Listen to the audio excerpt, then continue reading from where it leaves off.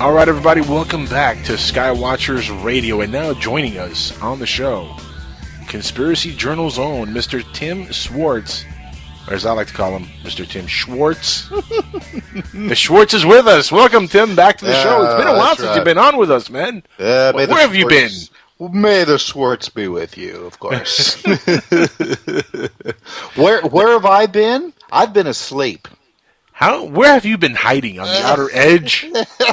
Yes, that's very good, very good. Yes, I like that. You saw what I did there, didn't you? That's right. I have been on the outer edge, and at this time of night, more than likely sleeping.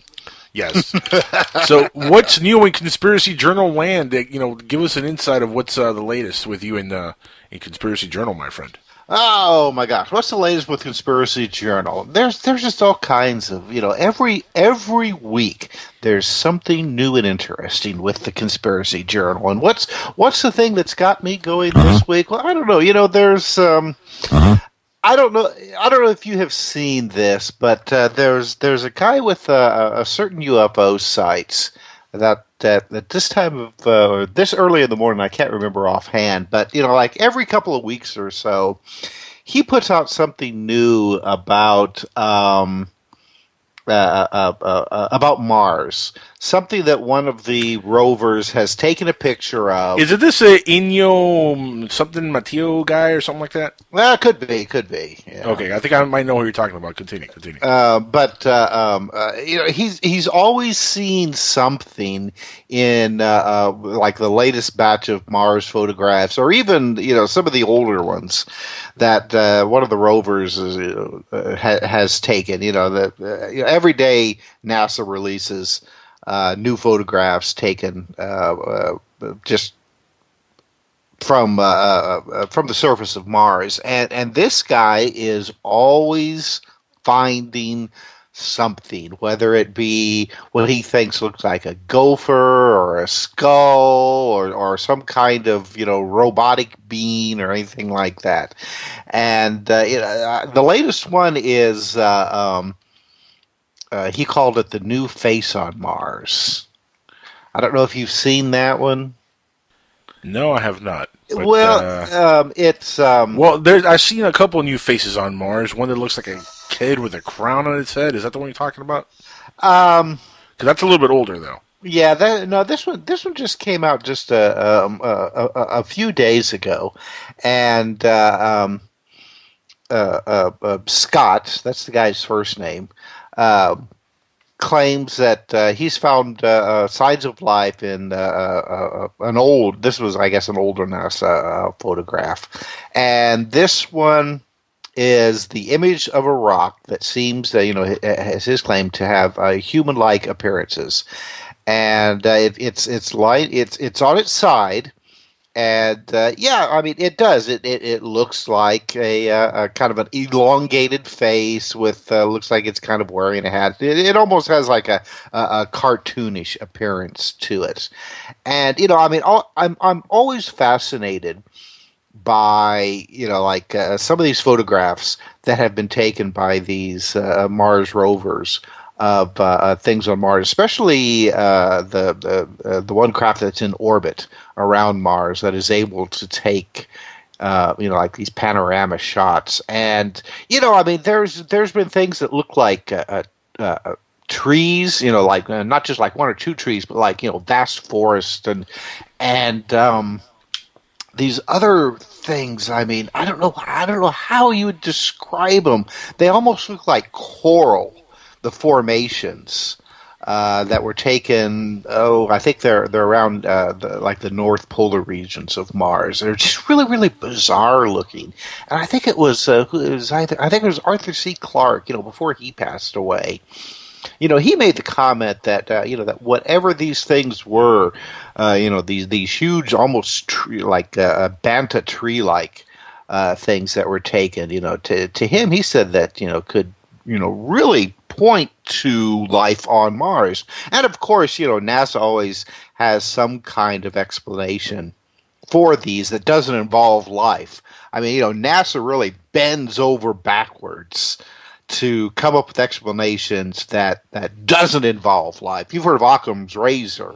Right. It would like the simplest explanation is probably the most likely, and NASA goes completely in the opposite direction. Rather than saying, these things do look like trees, no, instead they're like, well, this is like, some kind of frozen explosion of carbon dioxide that when it hits the atmosphere of Mars freezes and makes, I'm not exactly sure that's exactly what they said, but I mean, it's every other thing except the possibility of life.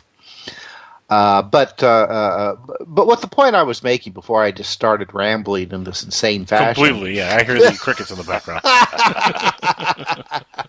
No, you're actually, but you're making perfect sense. NASA is, they do play this game, and look, they have to if they're going to keep the secret going, the lie going.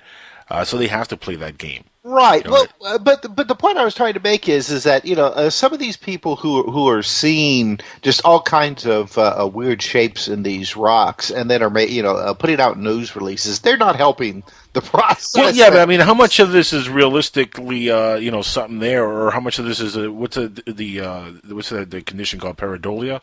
Yes, exactly. Pareidolia.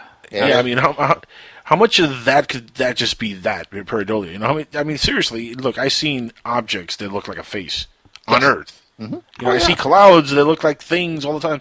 Doesn't mean there's people in the sky looking at me when I see a shape that looks like a face in the clouds. You know what I mean? Exactly. People see things when they're not there because they want to see things when they're. We all want to believe, and we all do believe. Apparently, that's why more and more people are doing these kind of things because we all believe that there's life out there, and we all want to make it. It's almost like we're trying to will it to exist. Yes, thank you. and that's the point that I am making. I'm not going to go and say that this guy should just give it up, that he's nuts. But he should just give it up because he's nuts. I think he should be maybe a little bit more show a little bit more discretion. I think before he just every little rock that has like a human-like face or something like that on it. I think he should maybe take a little bit more time to judge before he releases anything about this stuff. It doesn't help the situation. No, it does not. But it is amazing though, Tim, how many different objects on Mars do resemble faces, different creatures. That is a little bit bizarre. So look, this all started back when, of course, that famous picture of Sidonia came out with the face on Mars. Right. That was that was the springboard to people looking at Mars and looking for signs of faces and signs of intelligent life. And really, for a long time, a lot of people held on to that as being an authentic proof of some kind of a Martian civilization. And of course, NASA later on took pictures and kind of disproved that there was anything there. But did they really? No, I say no. They were Right, much that's the question. less resolution. I contend. Well, there's that, but it's funny because there's been other pictures in that area, and really it doesn't look like there's anything there. But here's another thing, and we got to keep this into perspective. Maybe there was something there, and NASA already blew it up. What? You're not the first one who has said that. Hope based most of his research on that very fact. Yeah. Yeah. And I don't put it past NASA. I don't put it past our own government. There was something there. We went. Because here's the thing. I believe with my entire soul that man has already been on Mars at some point. Okay? We've landed on Mars with men. And we've already started looking around, doing some stuff. It's just, that's black budget projects, man. They don't tell us about those things. According to many reports, we were going there in the 60s. And I believe it. There's that famous video, and I know a lot of people seen it. You can YouTube it.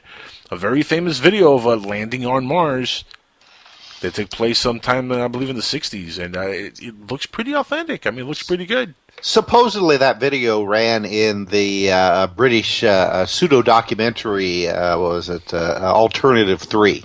Yes. It ran at the very end, very end of the program. And I'll tell you something, boy. I mean, they if that's a fake video, they did a good job with it. But then again, how would a little production company in Great Britain in the late 1970s manage to get a hold of this film when nobody else had ever heard of it or even considered such a possibility.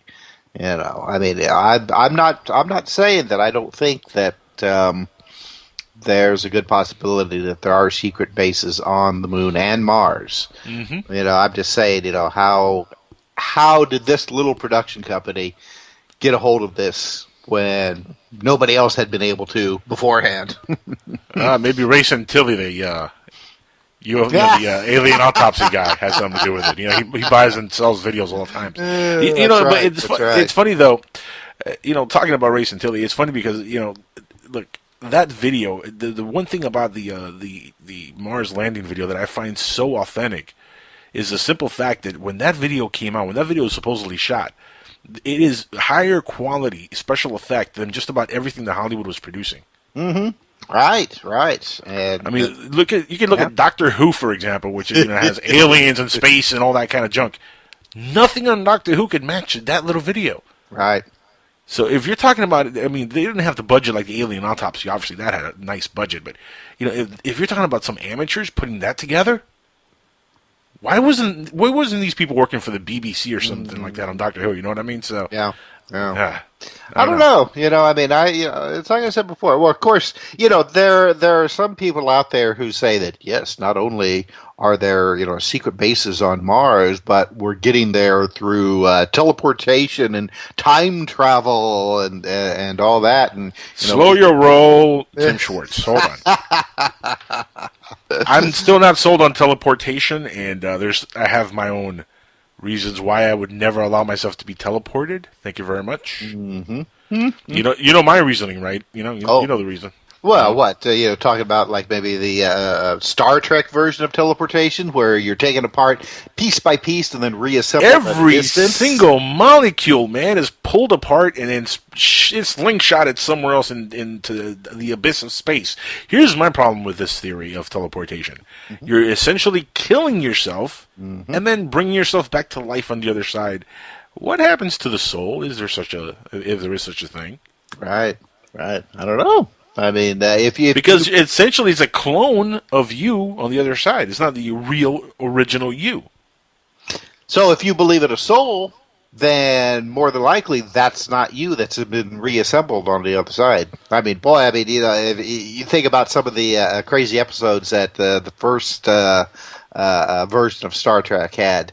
Like what was it, like the interdimensional one where you had evil Spock with the goatee and all that. So every time that they would teleport and be reassembled, you're not dealing with the original, people, the original souls of them. So they're all evil. The entire first run of Star Trek, you're dealing with evil, demonic, soulless people. I always find it interesting and funny that the way they make Spock look evil is by giving him a goatee. Well, sure. That is facial hair makes you evil. That is how you show that somebody is evil. You give, from clean shaven to evil. I must be an evil bastard. I got a full-blown beard, man. Let me tell you. Yeah. Well, okay. Well, no, and it's not just it's not just a beard. You have to give them some interesting lighting. Where you have like the key light just a little bit lower than say the nose, so that it shoots up at you. That always gives you that's evil. That makes That's what I got. That's what I'm going with right now. Right. But anyway, what I was saying, beforehand is that, Mars, interesting place, more than likely that there is more going on there than we are being told. But I think that everyone out there should look at these photographs that are being released, where someone's saying that, yeah, look, here's an old robot that. Or like a statue or something like that. You should look at this stuff with a little bit of discretion. I mean, I'm not saying just instantly, be skeptical or debunk this stuff, but don't just immediately jump on the bandwagon and say, yes, that's an old Martian statue or what have you. Yeah, I'm not jumping on that bandwagon, but I'll tell you this much. I do think we are on Mars. I think we have bases on there. I think we have bases on the moon. In fact, let me get your opinion on this, Tim, because I don't think we've actually discussed your opinion on have we been to the moon? Was it an authentic moon landing? Was there any hoaxing involved at all? Do you think that it was all a big hoax? Do you think Hollywood played a part with hoaxing it, or do you think that we went to the moon? What's your thought? Well, I grew up. I was a kid when the whole, Gemini and Apollo programs were taking place. So, I mean, Right. I watched all that stuff. I mean, every launch that took place, boy, if it was on television, I would be watching it. And so, I mean, I'm kind of emotionally involved with it. I mean, I had an intimate relationship with NASA and all that stuff, and to see where NASA is now compared to its heydays is just, I mean, it's just really sad. But I do think that we did land on Mars. I mean, I think that On the moon or on Mars? We definitely landed. We definitely landed on the moon, and I think that we landed on Mars as well. But the Apollo program, yeah, I mean, I think that was real. That we did land on the moon, which is amazing, considering the technology that they had available to them in the late 1960s. I heard that, what was it, like the computer system that they had in the Apollo craft and the lunar lander is about the equivalent of a calculator that we have today. A calculator, and I've heard even a washing machine, So let's To go me, with that for a second, though. I mean, that's look how funny. you're qualifying that technology, bringing us farther than anybody's ever been since 1972 publicly. Right. I mean, it's the only program in government's history that's stopped or regressed, for that matter, as far as technology goes. I have such a hard time believing that we went there publicly. I believe we've been there privately, and I absolutely believe there's bases up there, and I like you, believe we're on Mars, if not every planet out there. We have some sort of setup. I just find the Apollo missions so hard to take. And then you throw in the Apollo mission tapes are missing from the vaults, and just, I mean, there's so much there for people to grasp onto to find fault in us going there. Yeah, but you can do that in just about any subject. I mean, anything sure. that you can find a fault in just about anything, young Padawan learner. The thing, I don't think we ever went there. Well, here's the thing. The thing with the moon, though, Yeah, and this is what's funny. Look, there is evidence that we have been on the moon. Not only that, when you listen to some of what the astronauts were saying, you could tell they were censored from what they saw. A lot of those guys, not only Edgar Mitchell, but a lot of these guys were censored from what they actually were, what they saw and what they were able to speak about. And, to me, the fact that a lot of these guys came back sort of traumatized tells you a lot. Well, Edgar Mitchell, I mean, he's been about the only one who, I mean, Really he vocal. hasn't come right out Yeah. and said that, we ran into, aliens on the moon or things like that, but he's come pretty close to it. I mean, he's made public announcements that he definitely believes, that they're extraterrestrials and that they've been visiting us here on Earth. And but you have to remember that a lot of the not a lot of them, all the old astronauts, I mean, they were in the military, but they were all Air Force, and when they took their gosh, what's the term of it? Vow of silence, or whatever it is that the military makes these guys take. That, I mean, they're going to stick with that till they die. I mean, they're not even going to talk about it with their wives or children or anything like that. They've made some hints about what the experiences that they've had, and as well, I mean, I don't know if you remember, but a lot of the Apollo missions, as they were on their way to the moon, I mean, there was all kinds of weird radio transmissions that that they and mission control were picking up, weird voices. There was reports of Santa Claus, as they called it, which was the term for an unidentified flying object. You would hear the astronauts, tell NASA, like, well, we see Santa Claus.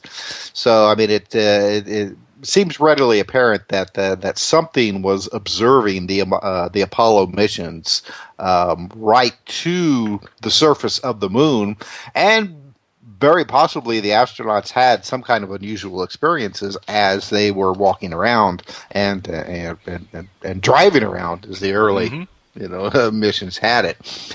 Not only that, keep this in mind. Also, I've seen some pictures that look like they've been doctored from the Apollo missions. Oh, sure. Very bad Photoshop. No, but here, check this out. They look like they've been doctored, and then I've seen other photos that people are saying, well, these are the original, but they may have been doctored also. And when you see some of the stuff that supposedly have been taken out of these photos, that kind of tells me that they were really on the moon. That these are real pictures, and they were doctored to remove whatever was there, so we don't see it. Yeah. Oh no, I definitely think that we went to the moon. But I mean, what bothers me is if we were able to go to the moon using the technology that they had in the 1960s, and now they're telling us that they can't do it again, or that it's extremely difficult to do it again. I'm like, what the? Come on. Exactly. Yeah, but here's the thing. That's the United States saying that, but other countries are getting ready to go back to the moon. Right. Yes, to go to the moon for the first time. For instance, China just put a robotic rover on the moon last year. So, I mean, it took them all this time. And many say, are much further along technologically speaking than the U.S. is. So it just for smartphones and computers, but I mean, for the everyday folks. But I mean, when it comes to black budget projects, I don't think anybody's got the market cornered like America. Right. Well, we've got that market, baby. We're number one in that. There was a gentleman by the name of Ingo Swann who was a remote viewer, and he worked for the CIA intelligence services and the government, and he wrote a book. I can't remember what it is right now. It never really got a really big release, but he said that he had been hired by some kind of intelligence service to remote view sections of the moon. And when he did, I mean, he said that he ran across an extraterrestrial race that was there, or at least he had the impression it was an extraterrestrial race, and that the times that he was able to remote view, that he was concerned because it seemed like they could tell that they were watching, that he was watching them. So I've often wondered, and this is not a new speculation, that we did make it to the moon, but then somebody told us to get the hell off, and that's why we've never been back again. Yeah, that's my theory. I don't argue with many people over if we went or not, because most everybody in this field agrees that if we went or if we didn't go, we were warned not to come back. So my thing is, guys, look, if we're all on the same page that the U.S. government has back engineered, crashed UFOs, or that they have black budget projects of something that flies really, really fast that we can't even comprehend the speeds, right? Maybe light speed, maybe close to light speed. If we have this sort of technology and it's black budget project technology, then we've definitely been on the moon many times over. We've been probably all over the entire solar system as it is with these kind of things. Of course, we're not told about these things because they are black budget projects. In fact, I would even say that, remember that famous triangle craft that Art Bell saw many years ago? Mm-hmm. Mm-hmm. I would not be surprised if that was a government black budget project. A lot of people in that time period were seeing the same exact triangle UFO out in that same area. So it does not shock me at all to hear one day that, yeah, this is actually one of ours, and we've been having this since the 70s. Look at the stealth bomber, for crying out loud. That thing was mistaken for years to be a UFO. Mm-hmm. Yeah, but the difference is, the stealth bomber, when you see it flying around, you can't mistake that. That is a jet technology. Well, now, yeah, but remember when that first started when they first started the test flights, man, people were confused. They didn't know what the heck was going on. Right. Yeah. I mean, people thought that was a legit UFO. I remember when I was a little kid in the 80s. I lived in California. And I remember people like really going bananas every time one of those things was flying around, thinking it was an alien spaceship of some sort. And even after people, even after it was, publicly announced what this was, people still mistook it for a UFO because they might not have heard what it was. Maybe they didn't see the reports, read the news or whatever. So I mean, these things still got mistaken all the time. I mean. And there you are. I mean, we're just talking about a technology that, while it's definitely a lot more, advanced than, say, the other jet technology, there's also another part where they're using technology that is just absolutely, it would be like science fiction to the rest, to the rest of the population. Like you say, the black triangle crafts. I mean, they are obviously flying around using something that is not known by civilian scientists, so to speak, whether it be field propulsion or who knows. What it is, and these types of craft are being used in a secret space program. I have no doubt that there is a secret space program that we are using to get us to a lot of places in this solar system and maybe outside of this solar system. There are a lot of people who also say that that the Earth is under quarantine by extraterrestrial races of some kind. That maybe the limit is the orbit of the moon. I'm not quite sure about that, but it's if you believe in the secret space program like I do, and who knows? I mean, maybe we're out there. It's an interesting theory. We're out there like we're Star Wars, and having like battling these other races who are trying to keep us quarantined on planet Earth. Well, it makes sense. But it makes sense. We're a warring race. I mean, we can't get along with each other here on this planet. Do you think it's going to go any better if we start traveling the stars and mingling with space aliens? No. Well, probably not. No. No, definitely not. And some people like to. I am by no means an expert or even profess to be an expert of the Bible and some of these other ancient texts. But some people point out to say like, the passages of the Tower of Babel. Where the people had all gotten together and were building this huge tower, and God, or whatever you want to call him, decided that we were getting too big for our britches, and then had everybody speak a different language, and then it all fell apart. I've heard some people speculate that this is kind of around the fire storytelling that has been passed down from generation to generation has gotten confused. And actually what you're seeing is how we got quarantined on planet Earth. That we're not just talking about a couple of tribes out in Mesopotamia someplace where this happened. No, we're talking about all of the ancient civilizations on planet Earth, thousands and thousands, before the last ice age, in fact, and that we were put in our place by, either our extraterrestrial ancestors, because we didn't just appear on planet Earth by chance. I don't think.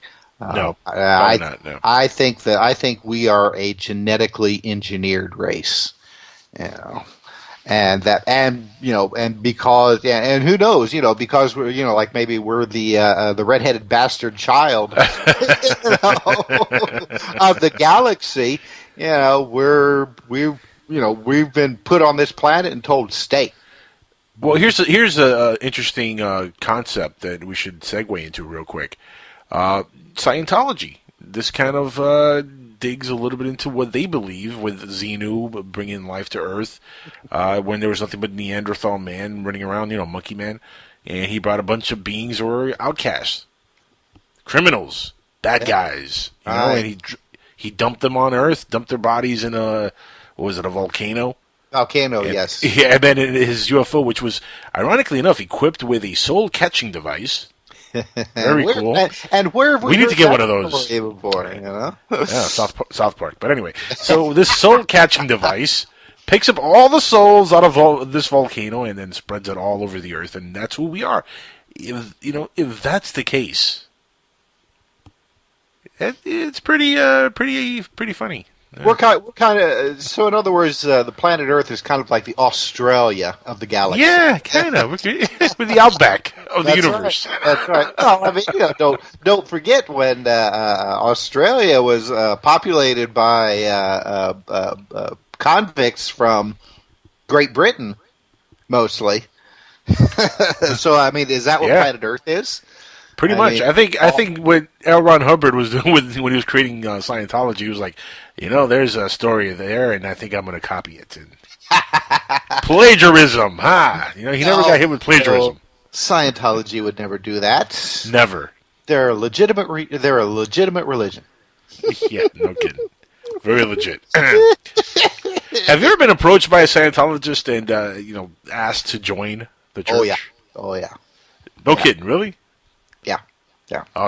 Do tell, please. How did that go? Oh well, I mean, I have trouble with the mainstream religions, and so I mean, you have something like. Can you imagine that one? Yeah. Approach me. I'm just like, because I mean, I piss off a lot of people because I think that all of the mainstream, religions are basically just bullshit, Excuse me, I shouldn't say that. No, none of this. No, what's wrong with you, Mr. Swartz? Yeah. Well, I can't remember. Is this? It's bollocks. That's what it is. That's right. It's bollocks. No, but I agree with you. Look, to me, I'm atheist, and it's funny because I had Michael Heiser on the show here, and we had kind of like a nice little powwow, and it was, I think, the first time an atheist and a religious person had agreements on things. But I'm an atheist, but I am open-minded to possibilities of other dimensions, other beings, perhaps maybe even some kind of deity or some sort. I just don't think religion has a grasp on reality at all. Exactly. Well, see, I'm not an atheist, but you're close.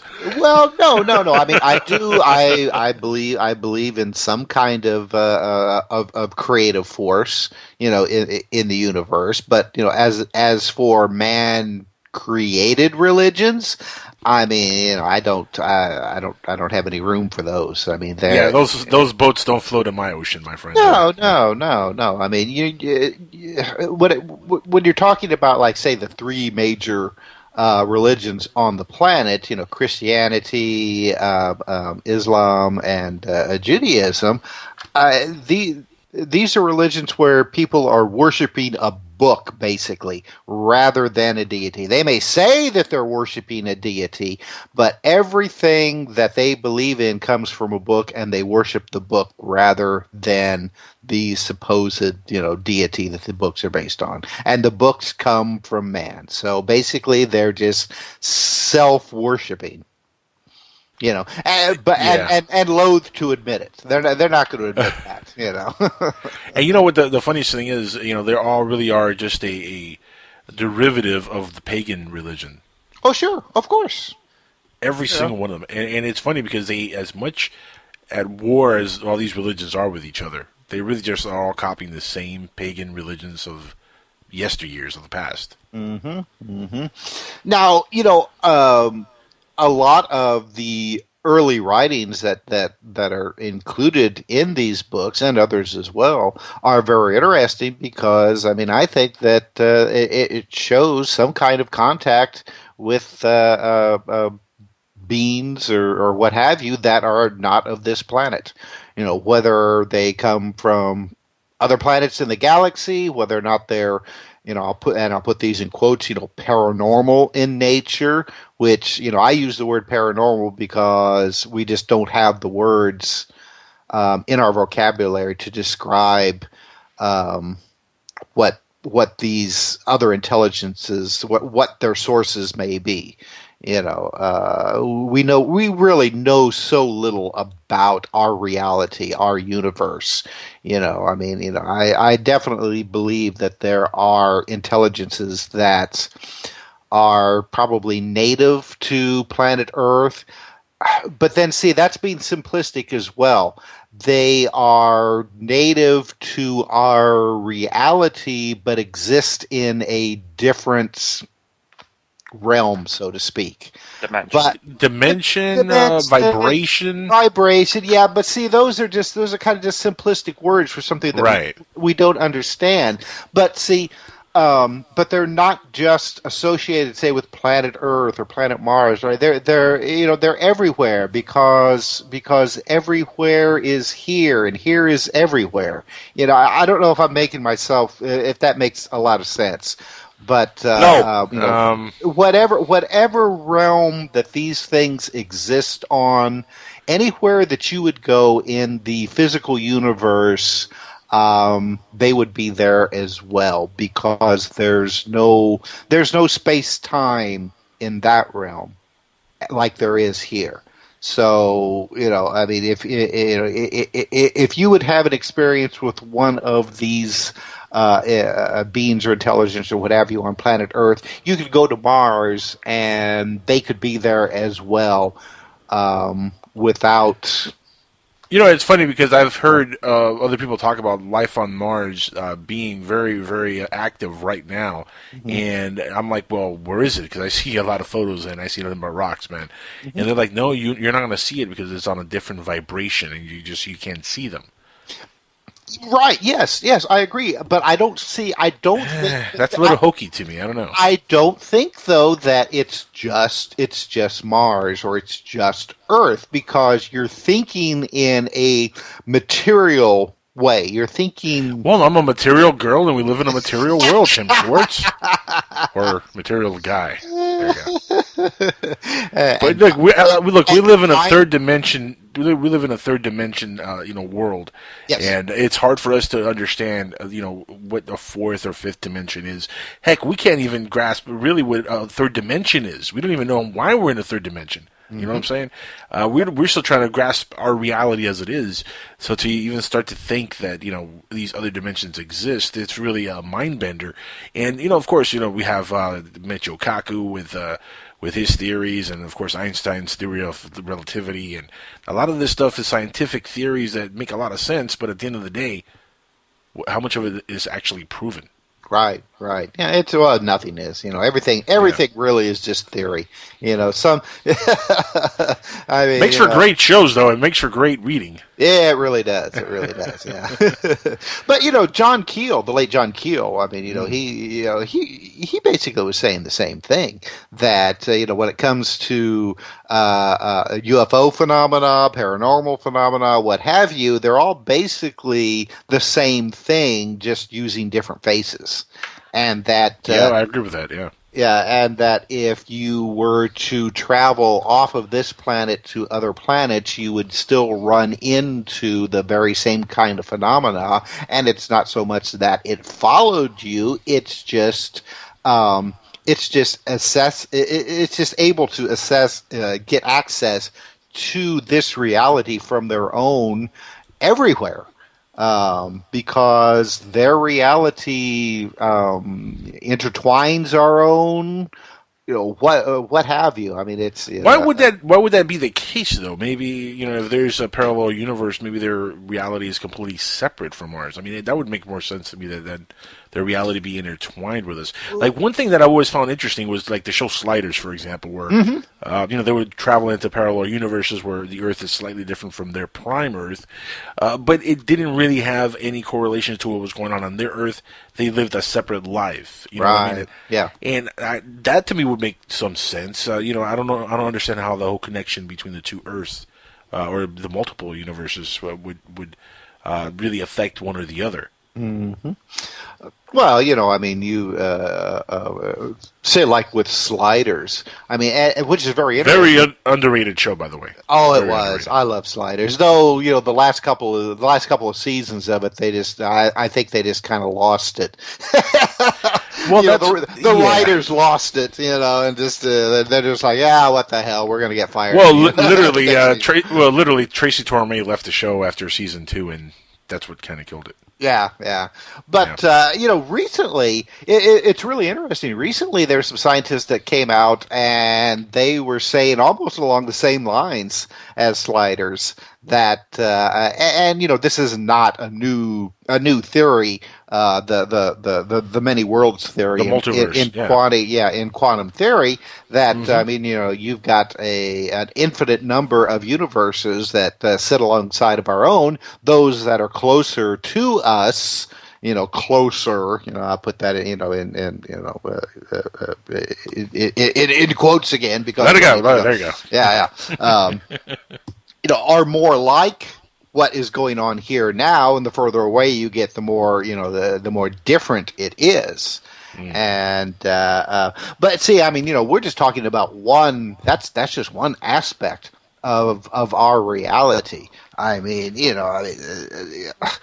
the universe, our reality, other realities. I mean, I think that there are all kinds of different things going on out there, and I mean, we talk about the multi-world theories. Well, I mean, that's just one thing of all the different realities that are going on all around us. I was talking about, we're talking about, like, say, John Keel and his interpretation of, say, like the ultra-terrestrials and, some of these, interdimensional beings. I mean, they may be associated with something that is completely different than, the multi-world theories that we're talking about. Well, yeah, that's a good question right there. What would be the difference between a parallel Earth, parallel universe being, and an interdimensional being? I mean, the word interdimensional leads me to believe that they're obviously in a different dimension, but inward dimension? I mean, what would be the difference? Yeah, who knows? I mean, once again, I mean, these are just words for concepts that our brains really can't wrap themselves around. I mean, I just had a brain fart just thinking about that. Yeah. Well, I mean, think about it. It's along the lines of, say, like a fish, in the water, and somebody, above it sticks their hand into the water, and the fish sees that hand, and it's just like blown away because here this strange thing just suddenly appears in its reality and then disappears again. And that's the way that we are. Except, I mean, we're seeing this from possibly all kinds of different sources. And I mean, just like the fish can't wrap his mind around, what is going on outside of the water, we can't wrap our minds around what's going on outside of our limited view of reality. We try to explain it as much as we can, but we're just using words for concepts that we really can't even think about. We try to think about them, but it's like you said. I mean, most people have trouble thinking about the third dimension. I mean, let's not even talk about the fourth dimension or time or multi-worlds or maybe creatures that exist on a slightly different vibrational rate, either slower or faster than the world we're living in, or maybe things that are maybe a second ahead of us in time or a second behind us in time. No, here's the thing. Even if they were a second ahead of us in time, in our dimensional state, would we not see them? Maybe just moving a little faster. Nah, they're always ahead of us or behind us. Well, I think it was so confusing. Yeah, well, I think it was the Twilight Zone or the Outer Limits. One of these shows. The Outer Limits. Had. Oh, I did too. They had an episode where somebody, I can't remember exactly what happened, but they actually they got a glimpse of what goes on, just like a little bit ahead of time. Say, like, time is like a train on a track that moves at a certain speed. If you could speed up just a little bit, you would see these creatures who are constantly building our reality just ahead of us. Huh. Definitely not a union crew there. No, definitely not. Is that the same episode that they had William Shatner in with the plane? Remember that episode? No. Yeah, I know the one that you're. There's something on the wing. Yeah. Something. Here's a little trivia for you, for Slider fans out there. You know what book inspired the TV show Sliders? I have no idea. In fact, in the very first scene of the show, very first scene on the pilot episode, Quinn Mallory is sleeping and he's reading the book as he passed out and fell asleep, and the book is on his chest. The book is actually Hyperspace by Michio Kaku, which was the entire inspiration for that TV show. Wow. Amazing. Great book, by the way. I highly recommend everybody gets Michio Kaku's Hyperspace and reads it. Fascinating book. Came out in 1994. Long time ago. Not really in a galaxy far away. But Tim, we're all out of time for the segment, man. It's always fun having you on the show, and I want to, of course, give you a minute here to give the audience your website, your links, and of course the time and dates for The Outer Edge. Well, yes. Well, I'll give you my website first, which I work along with Mr. UFO, Timothy Green Beckley, who is the wonderful person that publishes a lot of my books. It's conspiracyjournal.com. Again, that's conspiracyjournal.com. And I have the Conspiracy Journal newsletter that comes out every week, and you can subscribe to it for free. It's an aggregate of all of the interesting and weird news stories that come out every week. I've got hundreds of stringers all across this planet that send me these stories, and thank God for them. I mean, they really make my job a lot easier. You can you can subscribe for free and get this newsletter. You just go to the Conspiracy Journal news site, and there's a place where you can send me your email, and you'll get it. And then you can also hear me and my co-host William Michael Mott on The Outer Edge. Listened on, some obscure radio network. Little network. Yeah, just a little guy, psn-radio.com. And it's on Sunday nights, Eastern Time at midnight, or 12:59, if you want to go that route. Because, really, I mean, if you... It's kind of confusing. It confuses the heck out of everybody. Oh, yeah, there's a lot of people get really, really confused. I've had people like, I've had guests on the show get confused, and I'm calling them ready to do the show, and they're like, I'm sleeping with the wife. What are you doing calling me today? It's tomorrow, right? I'm like, no, we're going on now. Forget the wife. That's right. I'm sorry. I know look, whatever you're doing with the wife, let it go, man. We got to do a show. Dark Matter Radio, baby. We got to be on. So yes, that's right. The Outer Edge, Sunday nights, midnight, Eastern Standard Time. Cool. We always have lots of really good guests on that show. So. And Timothy Beckley, I got to have him on this show. He's a great guest. He's a good guy. He is. Yeah, he is. And he's fun to have on. This is Skywatchers Radio. Thanks again, Tim, for being on with us. My pleasure. You'll be back on pretty soon. I'm pretty sure of it because, we're friends. That's the way it works around here.